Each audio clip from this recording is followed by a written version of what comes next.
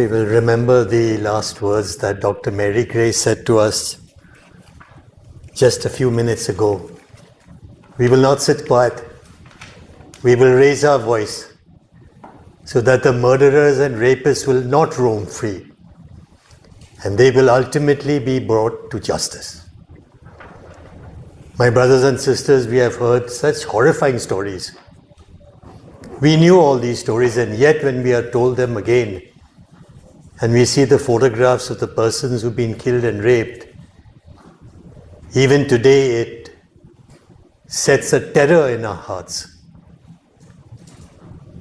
We are meeting here to honor our fallen comrades, our brothers and sisters who've died, slaughtered as the term was used. But we are here today for a larger purpose, and that is to recognize that the battle is only half over. If you all have seen the videos of the Arambai and the Meitei Lupun recently, and if you see the kind of automatic weapons they have acquired drones and IEDs, which are bombs. And if you've seen that famous video with the leader of the Arambai standing in front of an army of 500 people, fully armed, roaming around the streets of Imphal, brandishing their weapons, threatening people, you will realize that the battle is perhaps only half over. And anything can happen in the days to come. Perhaps they are waiting for the elections, and if our dear Prime Minister wins the elections, you will perhaps understand that the battle will start with a renewed ferocity. So we are here today to renew our commitment to fight till the end. We are here to organize in a manner that we have not done before. And we are here to raise our voice in a shriller and louder fashion than we have ever done before. And if there's strength in our bodies and in our minds to fight, we must double, triple, quadruple our organizing of our people for the battle that is likely to come. There is nobody to help us. Not a single institution. Not a single institution in this country is willing to stand up and say, stop it. Stop it, Meitei Lupun. Stop it, Arambai. Stop it, Mira Paibi. Stop what you are doing. There is nobody to help you. That I recognize from my whatever little arguments I did in court, and the good fortune I had to meet with you all, courageous people. There is nobody in the country ready to help you. You saw the photographs of the women who were killed and raped and sexually molested, lynched, burnt alive, all that we saw. But today if we ask, where are the FIRs? Mr. DGP sir, Mr. Police, Mr. SHO, Mr. Chief Minister, Mr. Human Rights Commission, High Court sir. If we go and ask, where are the FIRs? We cannot get them. Where are the copies of the FIRs? We want to follow up with these cases, we cannot get it. If you ask what the Chief Justice asked many months ago, when the video of those women came out, so everybody was shocked. Has anybody been arrested? We know that they are killed. 20, 25, 30 women massacred, raped, killed, and 140, 50 cookies killed. We know all that. The Chief Justice said, who has been arrested? And I asked the same question today. Who's been arrested? Should the victim family not know who's been arrested? Can we not ask who's been arrested? Can we not demand who's been arrested? Who will give you this answer? Nobody. The High Court in Imphal, sometimes I think it is better it is closed down only. What is the use? As a High Court, you are supposed to protect the Constitution. Protecting the Constitution means protecting Article 21. Protecting Article 21 means protecting the right to life. You can't protect the right to life of people whose houses were burnt 1 kilometer from the court at Imphal, 2 kilometers. What is the point of keeping a High Court just for show? Just to show that you have a justice delivery system in our country? Oh, how great democracy is. Look at the number of High Courts that we have. What is the point? Did anyone show compassion? Did any judge show compassion? Did any judge take up a case and say, I'm seeing people killed? This is the newspaper with their photographs.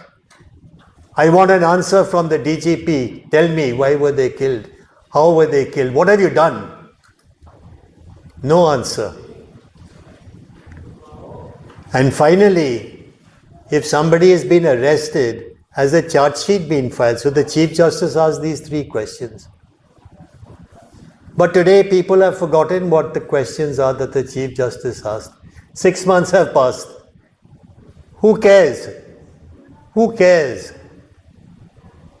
Because you know, if an Arambai guy has gone and done the rape or the killing, they'll put up some puppet there. And then ultimately that person will get bail and come out. We don't know. The victim's family doesn't know. We want to stand in court when the bail applications are made.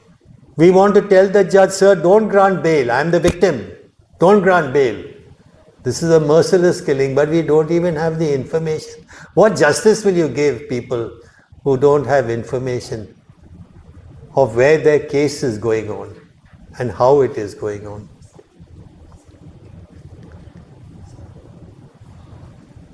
Even that case of David, I recollect this case all the time. I talk about it. That young cookie boy, footballer, I'm told he was a footballer, young man, cut off his neck, hold his head in your hands by the hair and walk proudly down the road. And then you turn when you see a gate and you put the head on the gate and go away proudly. Does it happen in any country? Does any country behead its people like they do in Manipur? Can we say we are civilized? Can we say we are democratic? And what has happened? I gave it to every authority. I gave this video to every authority. Sir, please investigate, sir. Please punish this man. We know who he is. He's some assistant to some MLA. Isn't it? We identify the man and we don't know. Even if an FIR has been filed or anyone has been arrested, any charge sheet has been filed and so on. That is the situation of our justice delivery system. And I have never seen, I have practiced 30 years in the courts. I have never seen a situation where the justice delivery system has ground to the ground to the dust. Justice delivery system is gone in our country. Manipur is the example of that. I have no faith. We argue our cases, no doubt. We argue our cases. But I must tell you frankly, we are not making any progress. Does it mean we will give up? No. Just as you will not give up, I also will not give up. And we have to be polite, we have to be respectful, that is required of us. But you must give us some hope, isn't it? When we argue our cases for justice, we must get some hope, isn't it, in our hearts, that we are not wasting our time. But I have no hope. I will keep on fighting. And because we fight, my dear friends, let me tell you, all of you, because you all fight, you may not know sometimes what effect it has. God works in many mysterious ways. Don't ask for results.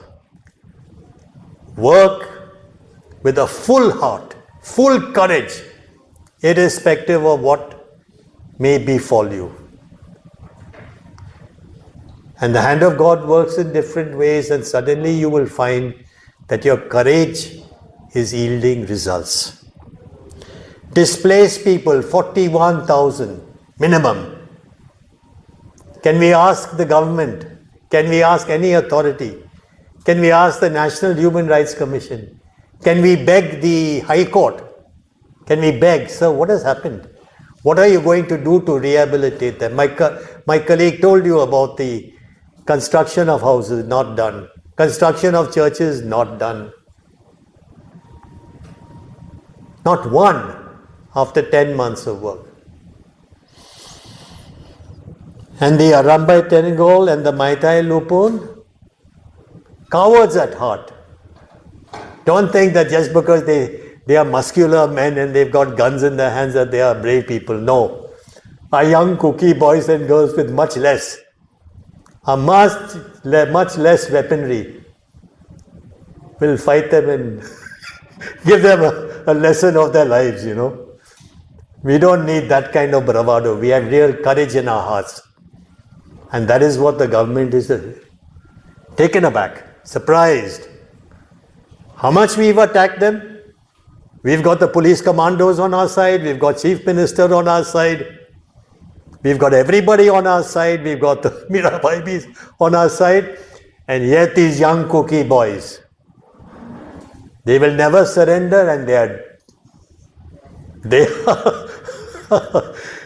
anxious to fight. They're anxious to give. Right? And from that courage, we take courage also. From that courage, we understand that they cannot defeat us. They cannot defeat us. Ever. They need an applause, actually. A young cookie boy is fighting without any press conference, without any show, without doing any showmanship. Bring on, come. Try and kill us now. Now we'll teach you a lesson. That is the only thing which is stopping them from trying to attack us again. So my dear friend, we are meeting here to honor and salute our fallen comrades. Innocent comrades. It's so, it makes you feel like, I'd have no words to express the kind of stories you've told us of the women who have died and in what circumstances they died. I congratulate you for your courage in holding this meeting. Please renew your efforts, double your efforts, triple your efforts. Because if you organize properly from Delhi onwards and right through the country, and organize also in Lamka and Kankopi and other places, okay, we will not be defeated. We will never be defeated. And we will teach these people lessons of their life. Thank you very much.